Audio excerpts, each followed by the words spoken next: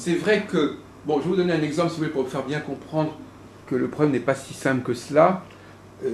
Bon, regardez, par exemple, vous allez prendre l'exemple de la mode. Bon, quand une femme achète un vêtement, euh, est-ce que ce vêtement, c'est le vêtement qui lui correspondait, ou est-ce qu'elle a envie de ce vêtement parce que tout simplement, Oui, s'il lui plaît, il l'attire. Donc il y a quand même un phénomène d'attraction qui peut d'ailleurs la flatter, à la limite, et qui ne correspond pas forcément à la vérité. moi je pense, enfin, je pense plutôt, plutôt que de s'intéresser à un modèle, je pense que la cliente qui rentre dans une boutique de vêtements va plutôt s'intéresser au niveau des couleurs. Ah Hein, c'est oui. vrai que je vous ai parlé tout à l'heure des couleurs. Les couleurs, c'est un langage qui est très vivant et en résonance également avec les signes et les planètes. Alors, c'est vrai que tous les jours de la semaine, hein, on prend le lundi, le mardi, mercredi, jeudi, etc., correspond à une planète. Le lundi, c'est la Lune. Alors, Ah oui. le lundi, la Lune, on va mettre on sera attiré. C'est vrai que les statistiques, enfin, moi, autour de moi, j'ai remarqué que le lundi matin, il y a quand même beaucoup de gens qui sont attirés, une fois qu'ils arrivent devant leur dressing, ils sont attirés par les couleurs lunaires. Mm. Hein. Le mardi, c'est vrai que ce sera les couleurs un peu plus martiennes, Donc ils puisque sont c'est attirés Mars. par l'ambiance, par des couleurs Par ambiantes. l'ambiance. Donc c'est pas, donc la personne parfois peut être attirée par quelque chose qui n'est pas elle-même, mais qui est quelque chose qui est là autour d'elle. De même que, par Une exemple, si vous allez chez influence. le coiffeur peut vous proposer quelque chose. Par exemple, une femme peut avoir changé de coiffure 10 fois dans sa vie.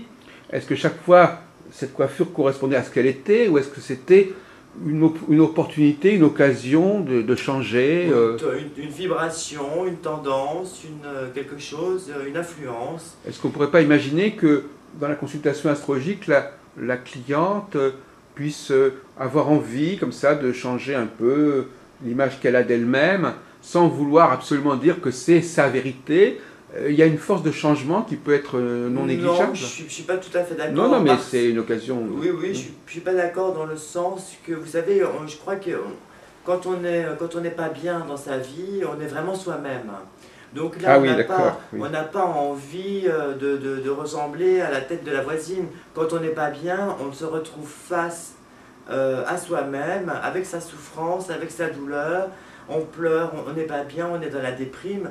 Et là, on n'a pas du tout envie de changer quoi que ce soit dans notre façon d'être, à part à mieux être, mieux aller. Pourquoi il nous arrive plein de catastrophes, pourquoi il nous arrive plein d'épreuves.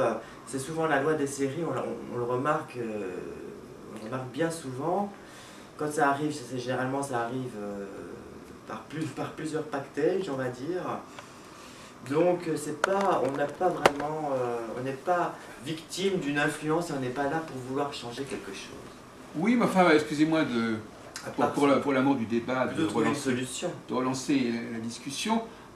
Par exemple, la, la personne peut être en attente d'une autre lecture de ce qui lui est arrivé, par exemple, voyez-vous. Donc, de changer un petit peu, elle peut avoir une certaine lecture des choses, et puis vous allez lui en proposer une autre, et parce qu'elle est différente, ça va déjà être un progrès, elle va être débloquée par rapport à ce qu'elle avait imaginé à son sujet. Il y a un autre regard, la nouveauté peut être un élément réconfortant, même pour quelqu'un qui justement est en très mauvais état. Ce que vous lui proposez n'est pas forcément ce qu'elle savait d'elle-même, elle n'y avait pas pensé, elle n'avait pas les outils pour se voir comme ça.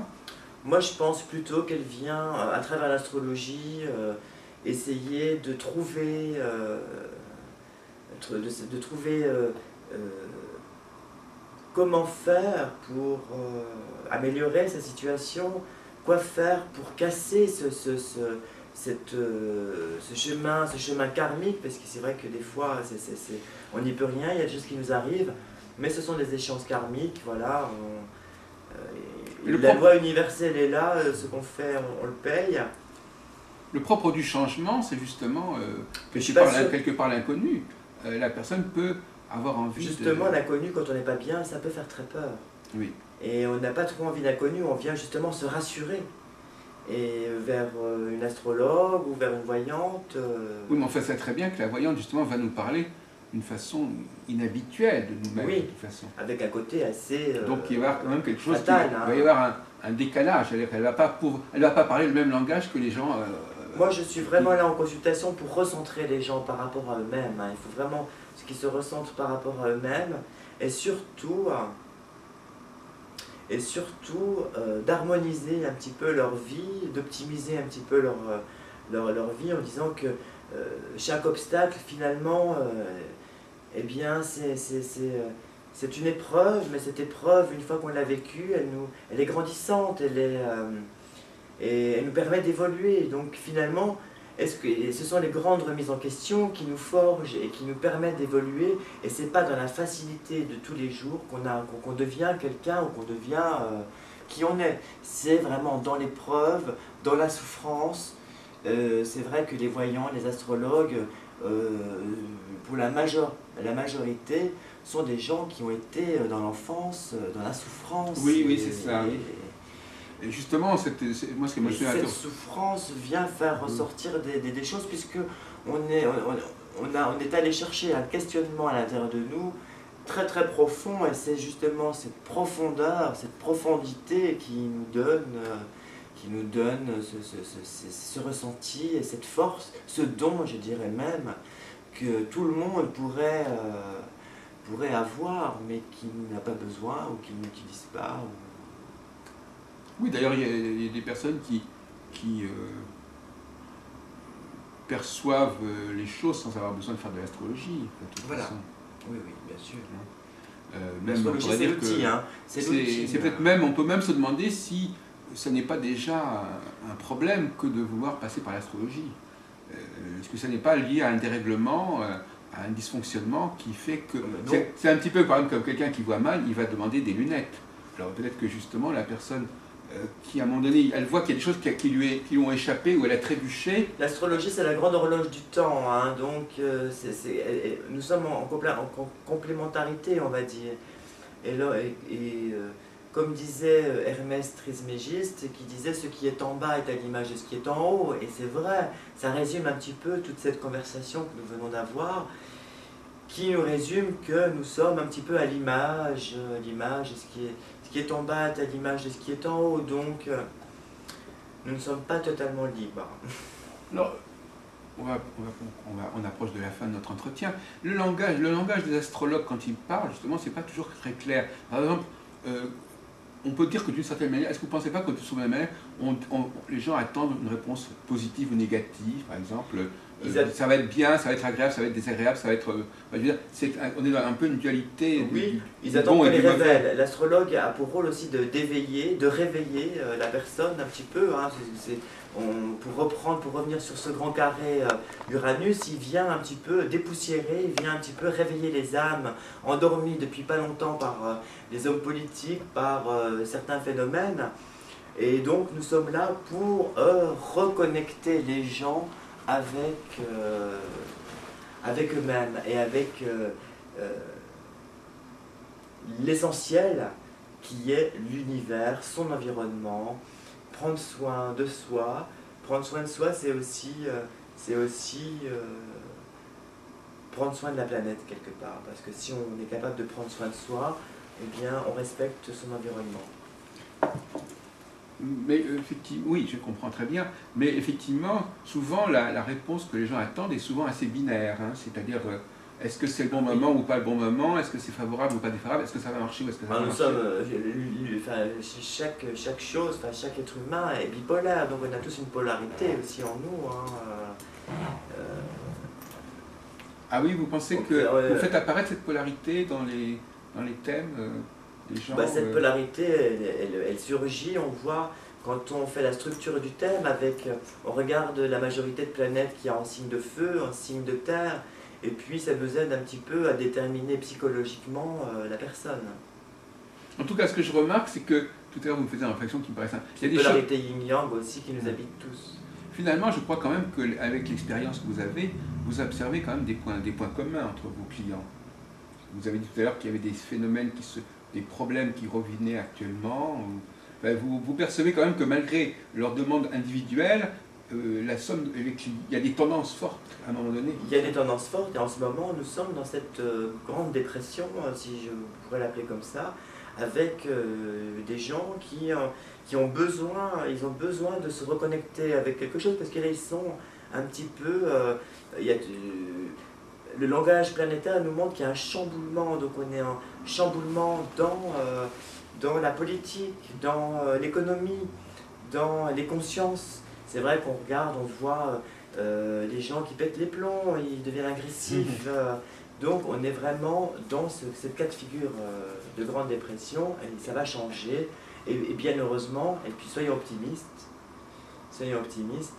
ça changera, les choses changeront, soyons patients. Oui, mais en vous écoutant, on a quand même l'impression, si vous voulez, que il y a des tas de choses, il va y avoir encore, il y a des configurations qui se présentent, il y en a d'autres, il y en aura d'autres. On a l'impression que cette complexité des facteurs empêche l'astrologue d'y voir tellement clair, si vous voulez. Oui, ça peut paraître par moments un peu confus. Hein, c'est pour ça qu'avant... Il n'est pas capable de donner des repères extrêmement précis parce que il y a une telle richesse d'informations, il y a une telle complexité d'interrelations que ça le rend un petit peu impuissant à parler à long terme. En tout cas, lorsqu'on dresse une carte du ciel, ce qu'on regarde, ce sont les aspects planétaires. Et qui dit aspect planétaire entre une ou plusieurs planètes, dit qu'il se passera forcément quelque chose. Et ça, les planètes ont ce langage. Et elles veulent nous dire quelque chose, elles veulent nous donner des messages. À nous de savoir déchiffrer, décoder ces messages et de pouvoir les dire avec clarté et puis le plus possible de limpidité pour éviter toute confusion. Et en ce moment, il se passe tellement de choses qu'il est un peu difficile de savoir qu'est-ce qu'il va se passer exactement. Est-ce que ça va être sur le plan géologique, climatique, météorologique, boursier? J'ai l'impression que c'est un peu tout ça en même temps. Et en même temps, au niveau des consciences individuelles, on a aussi nous-mêmes à faire ce travail. Et il ne se fera pas sans mal, malheureusement. C'est inévitable. Alors, attendons cette fameuse date du 7 août. Ah ben c'est pas très... On est presque... On pourrait presque dire qu'on y est déjà, ma chère Sophia Mézières. Oui, nous y sommes. Y est, Et à 8 jours près, nous y sommes. Enfin, il n'y a pas encore la Lune qui est arrivée. Mais enfin, et Mars qui est entré là, avec la pleine Lune du solstice d'été que nous avons traversé, qui est une période assez importante. Et là, avec l'entrée de la planète Mars, Saturne et Vénus en balance, c'est vrai que Saturne, Mars, ce ne sont pas des tendres. Et donc, il y a forcément de la rigueur, il y a forcément de l'action qu'il va falloir mener. En dépit du fait que c'est sur balance, c'est la balance. Oui. Voilà, donc heureusement. Donc ce sera vraiment collectif. Oui, c'est ça. Donc finalement, on est tout le temps un peu... C'est un problème d'égo. On est un petit peu entre les deux feux. C'est-à-dire qu'on est... On a l'impression que l'astrologie a une double personnalité, ou c'est comme on pourrait appeler en anglais le double bind. C'est-à-dire qu'elle parle à la fois de la puissance du collectif et du caractère impérieux de l'individualité. Et je sais, parfois on a l'impression que ce sont deux plans qui ont du mal à se concilier. Mais qui se rejoignent d'une manière ou d'une autre quelque part. Puisque tout est langage, donc ça nous dit forcément des choses. Mais on pourrait par exemple, moi j'appartiens pas à ce courant-là, mais on pourrait par exemple dire à l'inverse que c'est précisément parce que les individus passent par des phases assez comparables que ça donne quelque chose au niveau du collectif, voyez-vous. Il n'y a pas d'un côté le collectif qui est tout seul comme ça dans le ciel, et l'individu. Le collectif, il est la résultante de la somme des individualités. Oui. Et donc il faut que ces individualités soient quand même convergentes pour que ça fasse quelque chose. Si effectivement, si vous me dites qu'il y a des milliers de gens qui vont divorcer, ça peut avoir un effet collectif, en effet. Oui, mais après c'est au niveau personnel, de tout à chacun. C'est vrai que il y a pas mal de facteurs qui sont aussi à prendre en compte. Il y a la libération de la femme. C'est vrai que maintenant la femme elle est plus émancipée qu'à une certaine époque, donc elle est un peu plus libre, elle est moins dépendante de l'homme. Et puis donc... Ça facilite plus la séparation. Ça facilite, voilà, bien sûr. Tout à fait. Oui, alors effectivement, d'ailleurs, il y a des psychologues qui disent que, moi je m'intéresse à cela, qui disent que au bout de 3 ans et demi, il y a des difficultés dans un couple. Voilà, ce sont les cycles saturniens, hein, 3, 5, 7, 7. Cette année, c'est le cycle de Saturne. Hein. Cette année, c'est... 3 ans et demi, c'est la moitié de 7. Hein. Oui. Voilà, donc ce sont des échéances qui sont applicables pour tout le monde. Hein. Là, c'est vraiment collectif, Voilà, c'est que ça n'épargne, ces lois universelles des cycles n'épargnent personne. Oui, voilà, c'est ça. Donc, effectivement, voilà, une dernière question. On est bien à l'évidence, on se rend bien compte à l'évidence que ce dont vous parlez, ça touche tout le monde. Hein, entre les 3 ans, 5 ans, 7 ans, c'est vrai que 7 ans, c'est le temps que met le corps humain en entier à se reconstruire en entier. En tout cas, dans le cas des 3 ans et demi, il s'agit bien des deux personnes du couple, quelque part, qui sont touchées. C'est-à-dire qu'il y a quand même des cycles qui sont vécus en commun.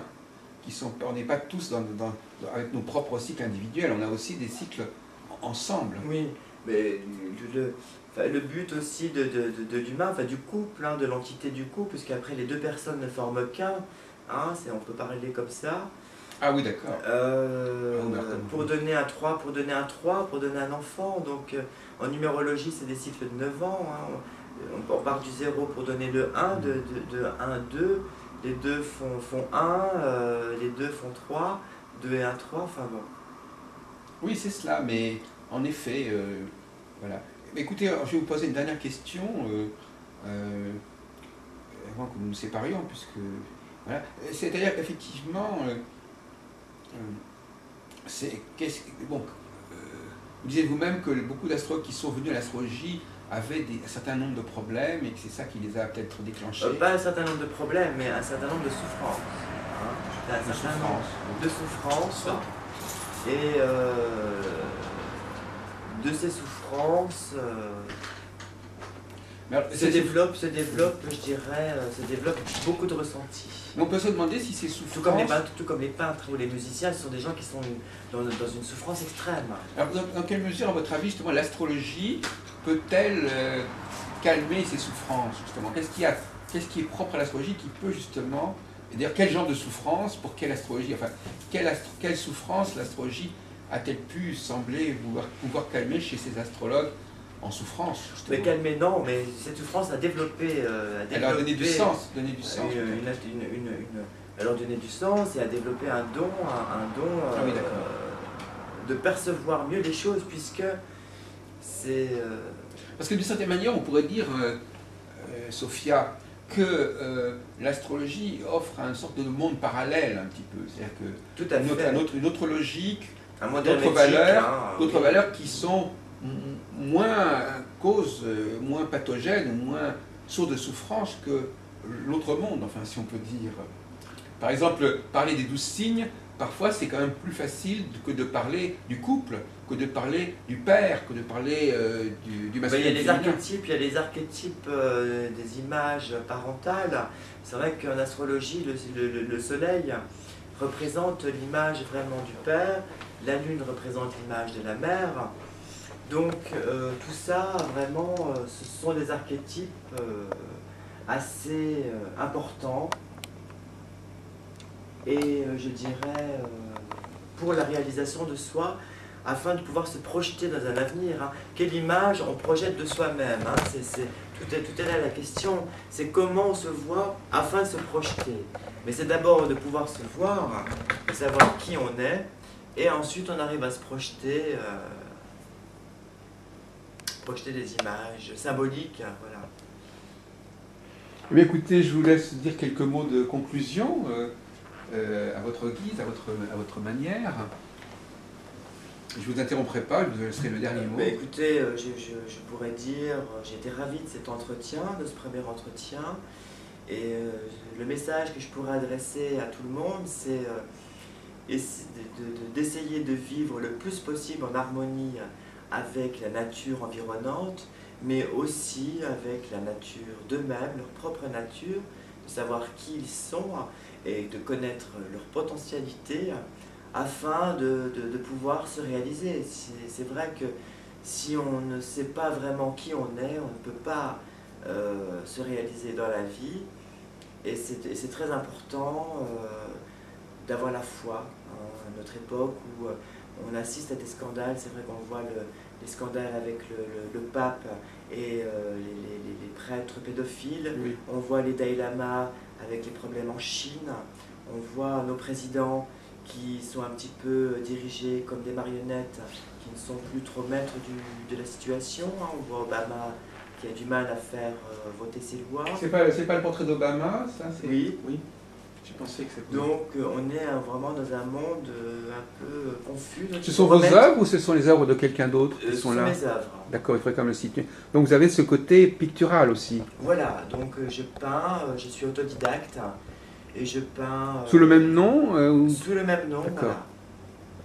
Sous le même nom. Donc nous sommes reçus par une astrologue, peintre. Alors qu'est-ce que ça vous apporte la peinture par rapport à l'astrologie? Je ne sais pas. Eh bien justement, ça me permet D'exprimer quelque chose. d'exprimer un petit peu les couleurs. Alors c'est vrai que maintenant en faisant de l'astrologie, c'est vrai que là j'ai une période un petit peu Neptune, hein, ça c'est les bleus de Neptune, donc c'est vrai que ça se retrouve, donc là aussi je trouve des corrélations avec ma peinture et les heures astrologiques.